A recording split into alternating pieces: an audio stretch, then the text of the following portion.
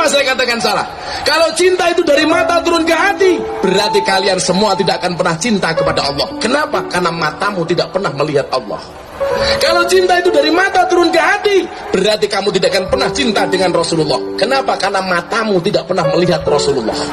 Kalau cinta itu dari mata turun ke hati, berarti orang buta itu tidak akan pernah bisa merasakan indahnya cinta. Kenapa? Karena orang buta tidak pernah melihat pasangannya.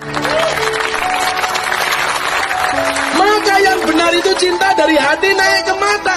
Kalau hatinya sudah cinta, seburuk apapun yang dicintainya akan terlihat indah di matanya. Masa You came from, this doesn't make sense at all. You've been by my side all along. Feels like we've been here before. Tell me where you came from. This doesn't make sense at all.